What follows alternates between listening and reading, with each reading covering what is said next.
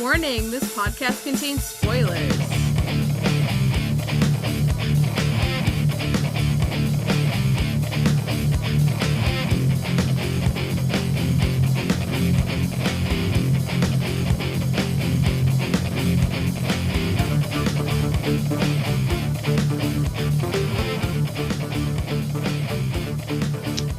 Hey everyone, welcome back to ASOTV podcast this week for Riverdale Season 2, Episode 8, Chapter 21, House of the Devil. With me, I'm Nikki. With me tonight I have Chrissy and Jake. What did you guys think about this episode? I'm upset.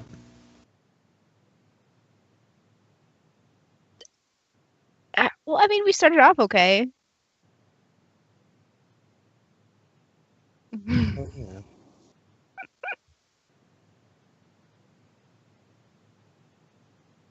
Jughead commentary, you know,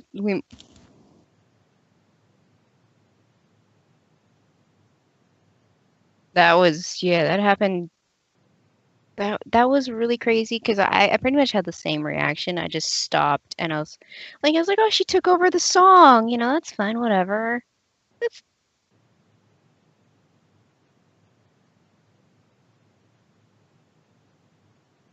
Y'all remember in Greece at the end? Sandy? Yeah. That's what was going on. Okay.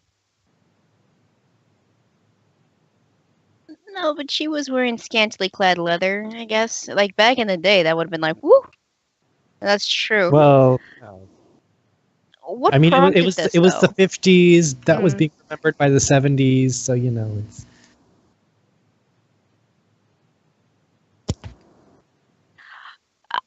I don't know.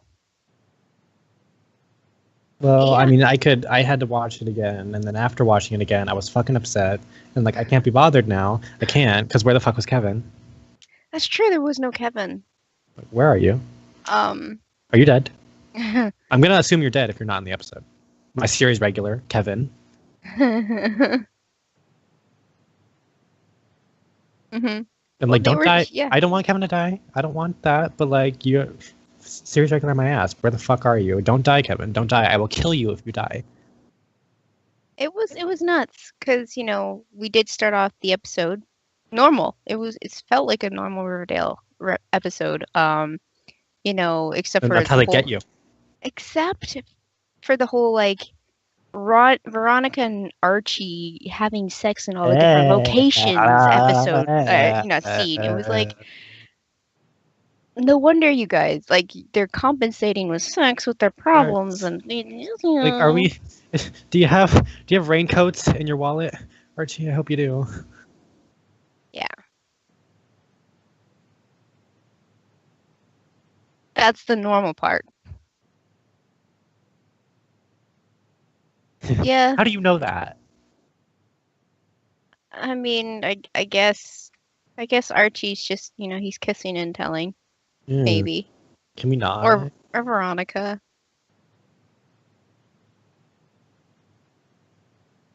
Except for No. when they need something. Except for when they need something. Mm-hmm.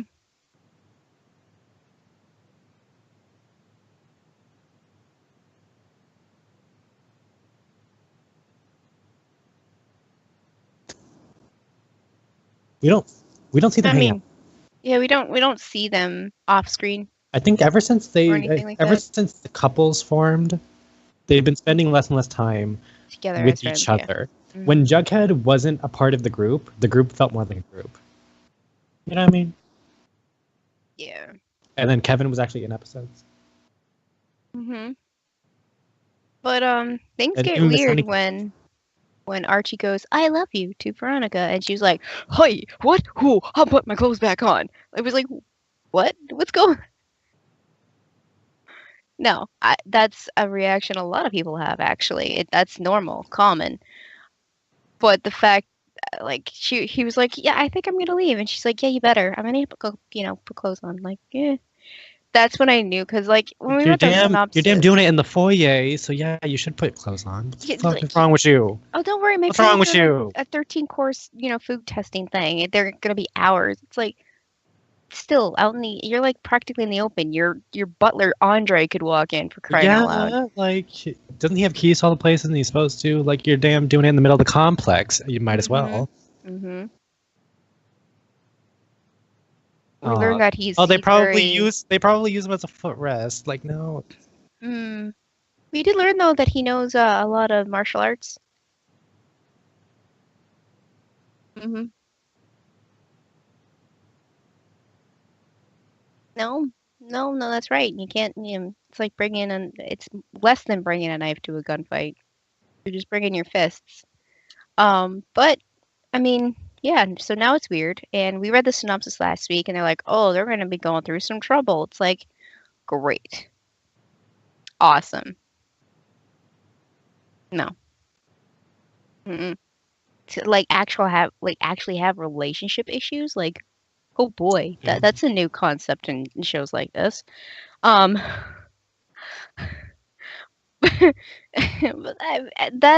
it does there's a little bit of distraction later on in the episode that kind of keeps them away from addressing it, but then ultimately in the end Veronica walks away, but we'll get to that. Jughead is doing research on the Riverdale Reaper after Freddy Krueger, that's who we called him, told him about the Riverdale Reaper last episode. I like how he calls him like an American Psycho last episode, and on this one he's Freddy Krueger. To be fair, Candyman. The next episode is gonna be Michael. Well, he wasn't. He was the Candyman though. This guy, the actor, right? Yeah, at one point. Was he? He was. I don't. He's played a lot of creepy characters in the past. I think he was the Candyman at one point. I'll have to look it up later. I looked up other actors and actresses for this episode, but not him. No, we'll ask him. We'll ask him in the mirror right now. Okay, we'll try it. Everyone try it with me.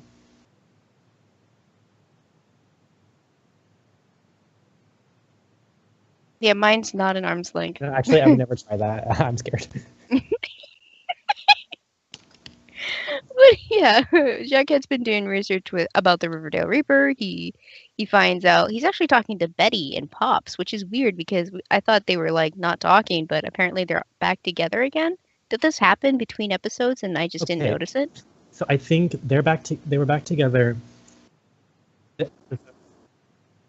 They were, but I think. Okay, so it just happened. So she broke up with him. Mm-hmm. That episode that she broke up with him in. The next episode, she like went back to explain. That's when she like told everything to Veronica and told it to Archie, not to Kevin. I don't know why. I don't think she told Jughead everything, but like she tried to apologize. And we saw them at the end, like trying to solve like the case of the Sugar Man, and they were hanging out. But they never said they were getting back together. They did have a talk though about what happened, and talk about their feelings. They never said they were back together, but I think it's safe to say that, they probably talked about it. She apologized because she realized that she was being stupid, and, everything's good. Okay. Yeah, because she did at one point just say, like, screw the Black Hood, I'm going to do what I want, and that would be getting back together with Jughead. That makes sense. Well, Jughead found out that the Riverdale Reaper was real. He killed the family of 4, Jim and Mary Ellen Conway, and their kids Tommy and Sue.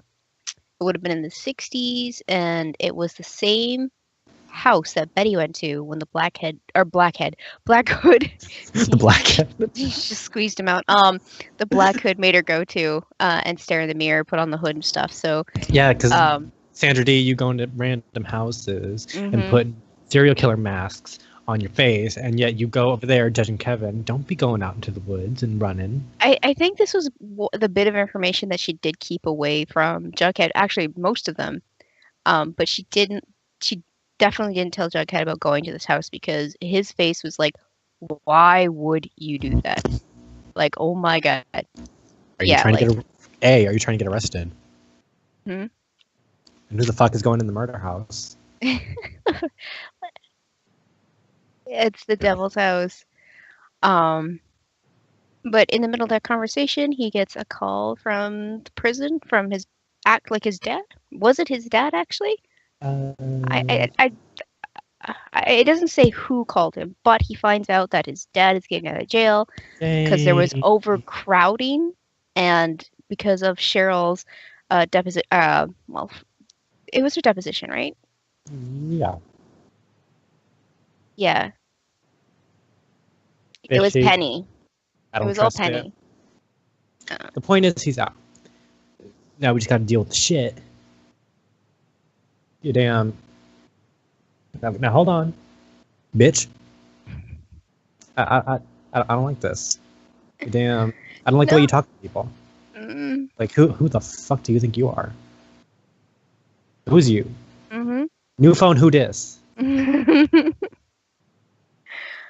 But Jughead and Betty are handing over the reins of the Blackhood investigation to Veronica and Archie, and this And is why the the fuck distraction we would were you do talking that? about. And you know what? They actually did well. They did really well. Because especially after Veronica got a little motivation when she heard about Blackwood giving a letter to her parents, threatening that they have a skeevy deal going on, and they're bad people, bad Which one? business. Like, both of them deserve it.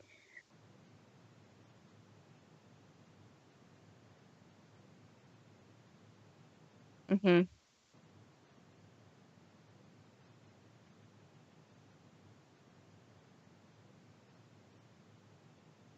Mm-hmm.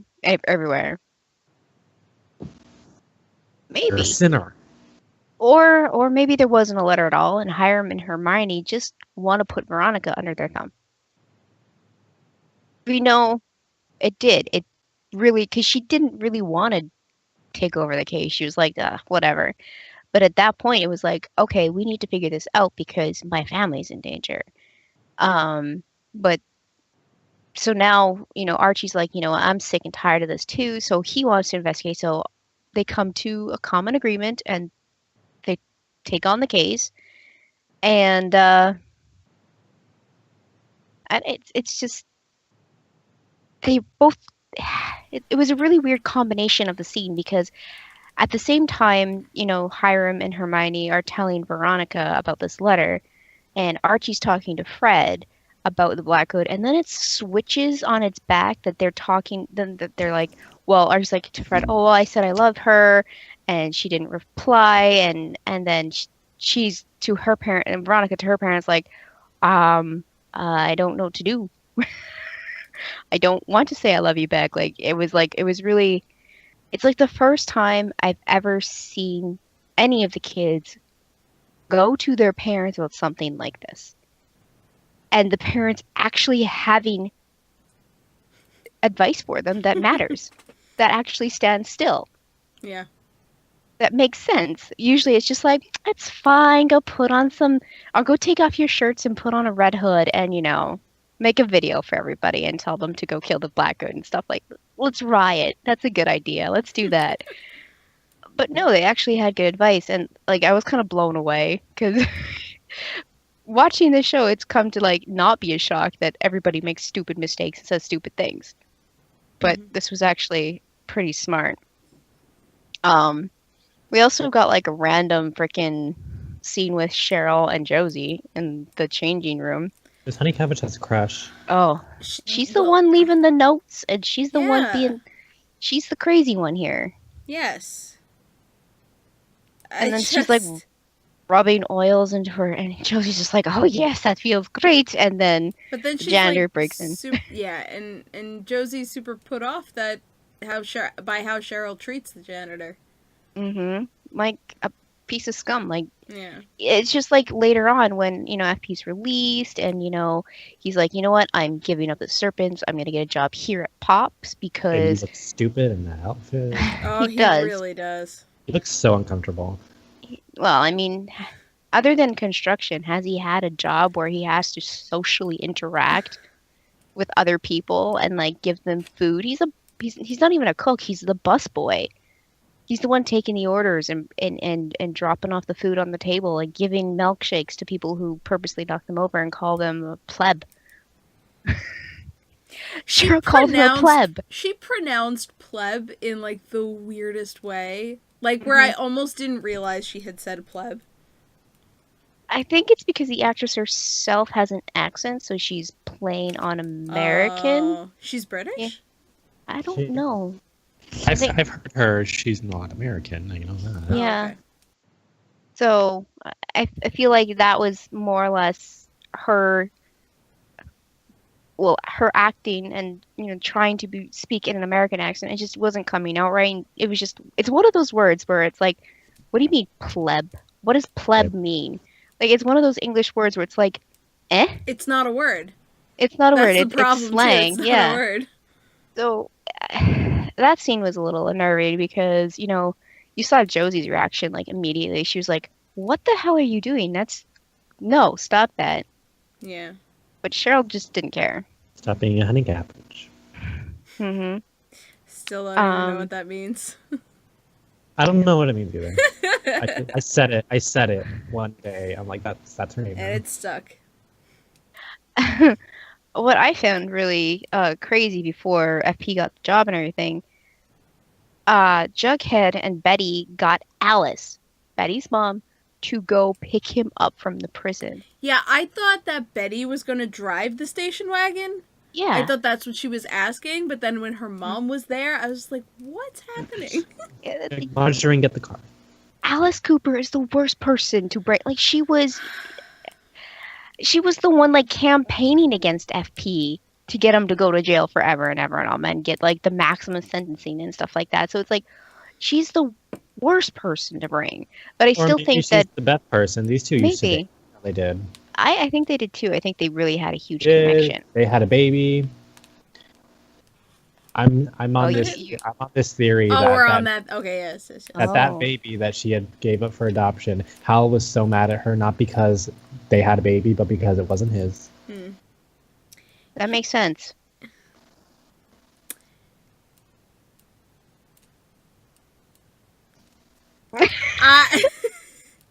So, sorry, I don't have an actual theory of who the Black Hood is currently, because it's looking like it's gonna be a weird wild card. But the kid, the third kid, who is now the janitor of the school, he took out a photo of 5 men. Yeah, I saw that. And one of them was a black man, and I'm thinking that's the truck stop guy. But how I think it's all 5 of them. Interchanging?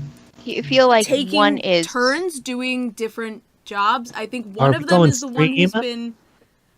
Huh? It's gonna be like Scream, right? And like this is gonna... well, in Scream... Well, spoiler alert for a movie that's like 20 years old. Yeah. In Scream, turns out the killer was 2 people. And they've been switching off, which is why, it's easy for them because, the costume covered everything. But it's odd here because the costume just... It's not really a costume, it's a mask with, like, eye holes, so we can see. But I don't think they're all doing the killing. One of them is doing the killing, yeah. Yeah, one might be the main face, which is Black Hood, but the other ones are doing... Yeah. People doing the spy work. They have letters claimed to be sent by the Black Hood, but into different handwritings. So I'm thinking, if not all of them, at least some of them from that group of 5, because I'm pretty sure it was 5 people in that photo. Yep, there was 5. Yeah. He even claimed, he said a group of men, which there was 5 of them. Yeah. So, yeah. That's where I'm at. I'm not sure of anything beyond that, but that's, good direction. That was really interesting. That's where Veronica and Archie did well when it came to investigating. They figured this all out themselves. They figured out that there was a 3rd child in the killings of the Riverdale Raper, and they ended up digging deep enough that they found out that he was put in the system, he was adopted, given a new last name, and it was Svensson, the janitor. And right away, Veronica and Betty and Jughead and Archie, they're the whole 4 because they came together at one point and said, okay, here's what we found. And they're like, oh, well, Svensson could be Black Hood. And you could just see Archie being like, yep, I'm on that. Yeah. I'm going to confront him. And they did. But Archie knew right away that it wasn't him. Yep. He's like, I looked into Blackhood's eyes, and Svensson is not the Blackhood. Come on, Veronica, let's go. Let's like back off. Let's leave him alone. Yeah. But it was weird that Svensson ran when they approached him. I mean, he's got to be running for a reason other than being scared, because that's what he claimed. He said, I'm scared. I mean, it's a traumatic event. It was, yeah. And no one had called him that name in a long, long time. Yeah, I think, well, for somebody, I haven't been through a tragic event, but it is said that when you go through something like that, part of coping is just suppressing that memory. Mm. And sometimes you even forget that it happened until somebody does bring it up. It's also, weird because they're like, well, you knew who your killer was. He's like, well, justice was served. He's dead. He's long gone. And, that happened like right after it happened when he was just a little boy. And, he just accepted it all these years that whatever, he was killed. And I don't have to worry about it anymore. Mm-hmm. And that picture he pulled out was the 5 men standing over a freshly dug grave with shovels and shit. Like, it was like commemorative, like, hey, we did a thing. So yeah, that I found that all really weird. Like, Svensson could still be involved. Yes, that's true. Especially since, they're still going the route of sinners, and it's very religious, and like that's what I thought, like, going into this episode, knowing that it was called House of the Devil, I thought it was going to have a lot of more religious context behind Blackhood. Well, I thought it was just going to be a stupid movie reference that the show makes, and there would be nothing. I kind of thought about that too, but knowing from what we heard on the radio last episode, and what some people are actually saying, that they're kind of on Blackhood's side, it's kind of weird. And I also thought, because they decided to do a retirement party for FP down at I can't remember what the bar is called on the south side. Yeah. It's the White something, but they let a lot of children into that bar. Oh. Too many children were in that bar. On more than one occasion. They let a minor serve the alcohol behind the bar. You're right. Mm-hmm. So I thought Blackhood was gonna come up in there and shoot people up because there was a lot of sinners in that bar. Or do we ignore the south side? Yeah, it doesn't seem like because he hasn't been hit. Yeah, it doesn't seem like he cares about the south side. But you go into the town over. Yeah, you go to the north side, and he's maybe it has to do with the high school, Riverdale High School. Maybe Grundy was a teacher there. Mm-hmm. Yes. I don't know. Maybe it's more of maybe it's more of a connection. Maybe Weatherby is one of the men from that picture. Weatherby? The principal. Oh, okay. I don't remember. I don't know which one that is. I don't know. Weatherby's kind of young for that. I don't know. I'm just like, there's a lot more questions than answers. So, but yeah, they're having the party at the bar on Southside, and I was like, oh well, he's gonna go shoot things up because there's a lot of sinners there, including Alice, who got invited to the party by FP, and damn, she looked the part. She looked like a serpent, and wow. Had those clothes saved up. She did. It was funny because she was talking to Jughead, and she's like, I tried to talk to Betty about dressing more appropriately. If she had only knew what Betty was wearing under her nice little preppy clothes. God. Oh my god. I mean, after that whole scene. Is she getting paid for this? I would have fucking dragged her off the stage. Oh, she knew exactly what was happening because she probably went through it when she was in the Serpents herself. But, at the party we have, Archie and Veronica, well, let's talk this out. And Veronica's like, we're at a party. Leave it for later. And then he's like, well, I signed us up for a duet. And I forgot to look up the song, but he called it her favorite Donnie Darko song. Yeah, I know the song. I'm very familiar with the song. I think it isn't in Donnie Darko, but I've never seen Donnie Darko, so It is in Donnie Darko, but I had the song and the artist earlier. I just didn't write it down, and I've been having an issue all day where I just can't remember things unless I write it down, and then But Alice walks in. She's like, "Huh, guy, give me whatever and hold the worm." And he's like, "Yeah," and they're like best friends. And then she orders Betty a drink, and like I said, it leads to the Archie and Veronica duet, which was going well. I think it sounded pretty good. it did. But Veronica's like, "No, I'm outie," because she could see like Archie side-eyeing her every time a verse came up, and it kind of like related to them. Yeah. So she was like, "I'm outie," and then everybody's it was booing. also his dumbass comment before they got on stage, because That's true. he made it seem like he was all right with it, which he might have been, or he might have been trying to convince himself he was. And then she's like, "Oh my God, thank you for being understanding." And then he says, "I picked a song you love or strongly like, if you're even capable of that." And it's like, all right, Archie. Yeah. That's the equivalent of somebody saying, "I'm fine," and being just not fine at all. Yeah. Yeah, she Archie, definitely... And then after that, she didn't really want to do the duet because, obviously that was a low blow and she was hurting from it. But, Ronnie ditches and Archie follows. There's booing from the crowd, but Betty takes over, and that's when the pole dancing starts.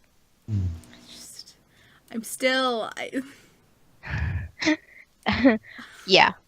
Okay, so on the one hand, this is disgusting. Because I'm not used to seeing you this way, and it's kind of disturbing. And you're in high school, but then the other hand is yeah, work that puss, because I don't know where the fuck you learned those moves. But And it's in her genealogy. I mean, it was prompted because she wants to join the Serpent so she can keep an eye on Jughead. She wants to protect him rather than him protect her. That all makes sense. Somebody else. Have somebody in the Serpents do it for you. Or, I mean, if she wants to prove she can be in the Serpents, did she see anybody else in the Serpents take their clothes off and dance on a pole? No! How is that gonna make you a serpent? It was implied that the dance is an old tradition. The dance. See, I didn't make that connection. Now that makes more sense. The Majoran probably did it, and Miss Cha-Cha probably did it too. Yep. Yeah. So Penny did it, probably. It sounds like all the ladies in the older generation of the Serpents did this dance. Whether it was... I mean, they had a couple strippers in there beforehand when we saw a couple scenes where they're in the bar. But, well, no, not strippers. Pole dancers. Sorry, my bad. Entertainers. They're entertainers. There's a difference. I'm sorry. Please don't take offense. Don't kill me. But yeah, that's I think she just assumed that's what it was that she had to do, was dance on a pole. But no, it turns out, you just had to do, a stupid ass dance move that they made up and do it on the floor.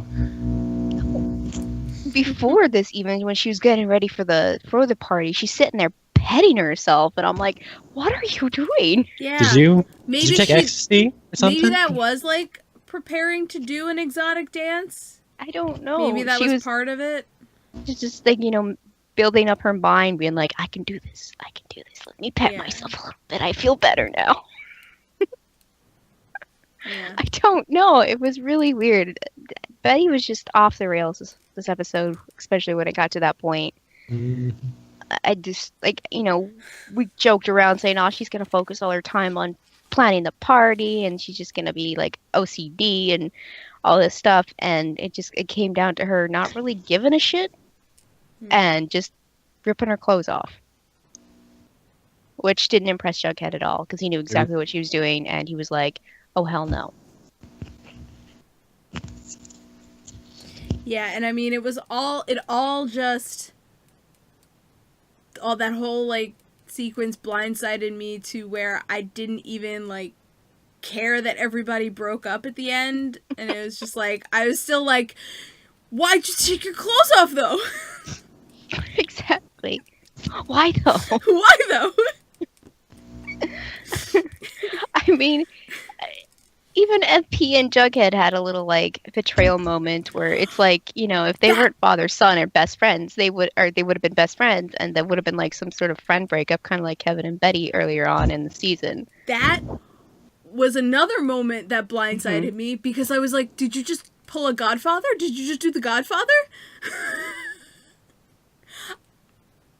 It's been a while since I've seen that movie, but I'm pretty sure that was the like betrayal kiss from the brothers in Godfather. It was you just pulled the Godfather. The whole point of this party was because FP is retiring. He says in his speech at the end that he is not allowed to be by the serpents at all. It's part of his agreement with the court, the law, and everything like that. But he's like, fuck it. You're family. I'm here forever and ever now. And that's because he found out about Penny and Jug's little, thing that they're doing. And, Penny's not going to let him go. But FP's like, you know what, Jughead, you're not getting involved. It's like, that's the one thing I told you not to do. You had one job. Yep, you betrayed me. I'm heartbroken. To be fair now, he said it after he did it. So yes, you're a bit true. late on timing, dude. Whose fault is it really? Well, actually, it's Jughead. It's like your fault. Yeah. It was like that. It was. I mean, it's not even Jughead's. Her office is in a fucking. Her office is in the fucking back of a tattoo shop. That's true. And but her office before that was probably she worked out of the back of a truck. That's true. It saves on overhead. That's right. I mean, fiscally, it's smart. Yeah. Fiscally, I mean, especially. That's an SAT word. Yeah, look at me. Oh. I went to school. Penny not only has the debt from Jughead for getting FP out of jail, but also FP's debts from before. Yes. So she's making him pay off all of these things, and that's why FP jumps in and it's like, no, you're not doing it. It's too dangerous. I'm taking over. But I'm heartbroken, and you've done pissed me off. Yeah. So there was all those, the whole, like, we have Archie and Veronica breaking up. We have a clean break between Betty and Jughead now. I don't know if that's clean. I don't know if that's clean. It is. They are both working with the same amount of information. Mm-hmm. But I don't know if it's clean. Like, I feel like Jughead is putting. He's definitely starting to put the end on it, where it was before. It was just Betty being like, "Oh, I better do what the Black Hood says. I'm just gonna lie a little bit." No, Jughead is pissed, and he doesn't want to have anything to do with this anymore. He wants to push Betty away. He wants her out of the Serpents, out of the South Side. He blames himself. Mm-hmm. And then we have FP and Jughead having their tiff, and it just, all of that comes together at the end. Everybody's sad and standing there looking into the distance, and it's like, oh boy, here we go. Especially when the distance is only a house away, and Betty and Archie are making googly eyes at each other through the windows now. Oh my god. I can't believe they ended on that note. It's just, and I can't believe they ended on that note, and it was Jughead's voiceover ending that note. I was just like, why? And he looked over to... Why are we here again? Do we need to be here? Is this a place we need to be? The thing is, now Archie realizes that Betty is there and available. That's the thing. Yeah. And vice in versa. The very beginning, you can't be doing this. I don't like it. I don't like it at all. I hate it. Because, I hate it. We had the group of them together fine. They were a good group of people. Friends. Friends. And now, if this happens, if Betty and Archie become a thing, the only people that are going backwards. We're going backwards. The only people in this group that are going to be together at this point will be Betty and Archie, because Jughead's going to be off with the Serpents, and Veronica's going to be getting down and dirty in Daddy's business. Kevin, where the fuck? Kevin, where are you? Did you go to? Are you sick? Are you in the hospital? Did something happen? What happened? Josie has gotten more time than Kevin put all together so far. So, but I mean, that is kind of like a side plot. All your library books. What is going on? Do they do that? Do they like kidnap you if you don't return your library books? No, I never had that problem. No, they charge you late fees until you're poor. Oh. So what happens if you can't charge the late fees? You go to jail? I don't think it's that big of an offense. Okay. Honestly, I don't know. I've always paid my late fees. I feel like Kevin's in Greendale right now. Learning magic. And... Yeah. He's got them visions, you know? Yeah, where's that magic? Like, where's the magic he's at? honing those visions that we say he has. Yeah, training with Do we have proof that he's had visions? No. Not really. We've sort of had proof that Josie has visions. Well, I mean, they kind of had the same kind of, like, because when we had that running episode where Kevin was going through Foxborough Forest. Oh, that's right. Yeah. And he saw himself getting into a vehicle with a man, getting stabbed, and then as he's walking to that car, he's like, "Oh hell no, I'm not going in that car," and he ran past. Yeah, and I mean, it could have just been him seeing the bad thing play out in his head, but you're right. Yeah. It could have been a vision as well. Yeah, that's where the joke came that, you know, everybody's a little bit, you know, it's in the genes and everybody's a little bit related. Powers, yeah. It's in the literal genes. Everyone has crystal balls in their pants. Yes. The local Coles is just enchanted. Sabrina comes over and does the little wiggly googlies on pairs of jeans every once in a while. I just picked a clothing store. I like Kohl's. I like Kohl's too. I don't know if I might have covered everything, but if there's anything you guys want to mention as far as this episode, now's your chance.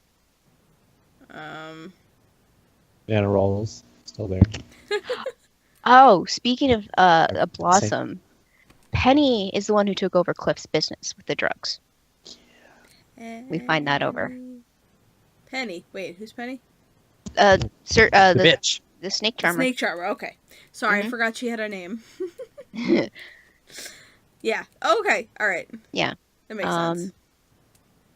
Yeah, I think that's, other than that, that's a little thing that I forgot to mention. I don't know. Like I said, I got blindsided this episode. I just didn't expect. That is the most memorable part of the episode. Not that I want to remember it. Yeah. But because it was such a shocker. Like even though you're taking off your shirt. Okay. I mean, we've had Dark Betty before where she gets a little, you know, down and dirty in a hot tub last season. This is in front of like 50 people. And your mother. It was and your mother. And your mother. To be fair, though, Alice was dressed the part, so she kind of blended in a little bit. But yeah, I think that's it for this episode. Like, holy crap. I would hazard that guess. So next episode, I believe, is our mid-season finale. Okay. It's also a holiday episode. It's called Chapter 22, Silent Night, Deadly Night. Another movie. Nice. And I instantly thought of farts when I read the Silent but Deadly. When I read the stupid brain, stupid. Just go away. Anyways, the synopsis is, after snooping around for Christmas gifts, Veronica uncovers a major secret Hiram has been keeping from her. Fallout from Jughead's encounter with Penny Peabody creates tension between him and FP. Meanwhile, a defiant Cheryl takes matters into her own hands after her mom tells her they cannot afford Christmas this year. Can't afford? What the fuck? What are you talking about? You guys got a forest in your backyard. Of course, Veronica's the kind of kid to peek, to look for her presents. Mm-hmm. Of course. And then finally, Betty and Archie's vow to take down the Black Hood once and for all leads to a dangerous showdown. So it sounds like a bunch of stupid decisions, as always. Yeah. But, I'm just gonna... Okay, I was gonna read chat, and then... Sorry. Hello there. Hello. But yeah, I think that's everything. So, Chrissy, where can the people find you? They can find me at Cleomoto on Twitter and Twitch. Jacob? You can find me and all of my giggles and gore and monsters and mayhem on YouTube at Jacob Salazar. You can find me on Twitter, tweeting me darkweek.thelife at ToNoahLand. That's TONOWHERELAND. Join the Noahland Society. And you can find me on Twitter at LadyVenom24, LadyYV, on 24. I kind of slurred the last bit of that. Anyways, you can find yeah, it's fine. It's there. It's legible. You can find all of us and more here on Twitch and YouTube at ASOTV Podcast, also on Facebook, Twitter, Google+, MySpace, and we do have a Discord. It should be listed down below. You can join us on shenanigans, conversation, post some memes, all that kind of stuff you want to do. There's even voice chat if you want to get together with some friends and talk about your favorite TV shows, movies, stuff like that. So, yeah. Thank you. Thank you so much for joining us tonight, and we will see you again next week. Bye. Later. Yeah, our MySpace is kind of a joke. We set it up and never looked at it again. We just did it as a joke. It is but a joke. It exists. It is also a joke. Yeah.